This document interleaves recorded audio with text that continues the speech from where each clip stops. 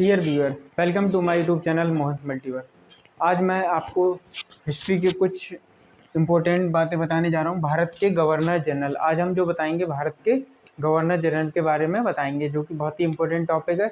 इससे आपको एग्ज़ाम में अवश्य मिलता है, किसी न किसी एग्ज़ाम में अब ज़रूर इसमें से क्वेश्चन आता है। तो हम देखेंगे भारत के गवर्नर जनरल। तो सबसे पहले हम देखेंगे भारत का पहला गवर्नर जनरल कौन था। भारत का पहला जो गवर्नर जनरल था वो था William Bentinck, lord William Bentinck, जो 1828 से 1835 तक रहा।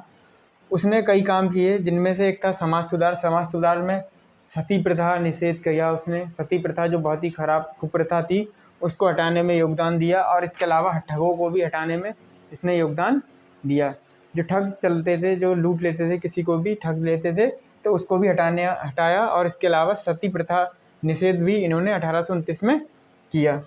इसके बाद इन्होंने मैकाले की सहमति से जो उच्च शिक्षा थी, हायर एजुकेशन, उच्च शिक्षा में अंग्रेजी को शिक्षा का माध्यम बनाया। उच्च शिक्षा में अंग्रेजी को जो माध्यम बनाया गया था उच्च शिक्षा में, वो मैकाले की सहमति से विलियम बेंटिंग ने किया था। अंग्रेजी को उच्च शिक्षा का माध्यम बनाया था, ना कि हिंदी में ना पढ़ा के हायर एजुकेशन जो दी जाएगी अंग्रेजी माध्यम में, इंग्लिश मीडियम में दी जाएगी।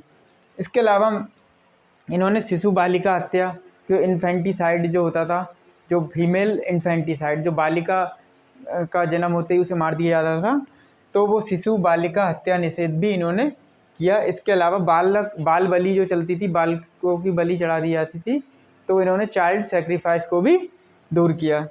और इसके अलावा इनके टाइम में चार्टर एक्ट 1833 जारी हुआ और ये भारत के पहले गवर्नर जनरल बने थे।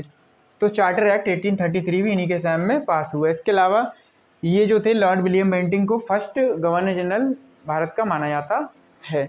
इसके बाद सर चार्ल्स मेटकाफे, सर चार्ल्स मेटकाफे जो 1835 से 1836 तक रहा। वर्नाकुलर प्रेस को इन्होंने छुड़वाया, यानी उसकी आज़ादी इन्होंने दिलवाई। इसलिए इन्हें लिबरेटर ऑफ प्रेस भी कहा जाता है। इन्हें लिबरेटर ऑफ प्रेस भी कहा जाता है, क्योंकि इन्होंने वर्नाकुलर प्रेस को आज़ादी दिलवाई, यानी उसको बैन कर दिया गया था, उसको छुड़वाया। इसके बाद जो आए लॉर्ड ऑकलैंड 1836 से 1842, पहला अफ़गान युद्ध जो हुआ था, इनके टाइम की महत्वपूर्ण घटना थी। जो अफ़गान युद्ध हुआ था अंग्रेज़ों के साथ, जो पहला, इसमें अंग्रेज़ों को बहुत भारी नुकसान भी उठाना पड़ा, जो अंग्रेज़ों के लिए विनाशकारी रहा। लॉर्ड ऑकलैंड के समय पहला अफ़गान युद्ध हुआ था। पूछा जा सकता है जो पहला अफ़गान युद्ध हुआ था तो उस समय गवर्नर जनरल कौन था, तो वो थे लॉर्ड ऑकलैंड। उस समय गवर्नर जनरल थे जब पहला अफ़गान युद्ध हुआ था, जिसमें अंग्रेज़ों को बहुत ही विनाशकारी नतीजे झेलने पड़े। इसके बाद हम देखेंगे लॉर्ड डलहौजी, जो कि गवर्नर बना था, गवर्नर जनरल लॉर्ड डलहौजी, जो 1848 से 1856 तक रहा।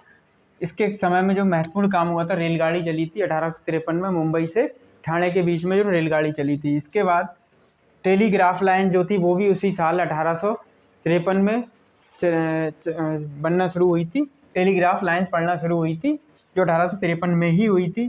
और ये प्रथम जो टेलीग्राफ लाइन्स थी वो पड़ी थी कलकत्ता से लेके आगरा तक।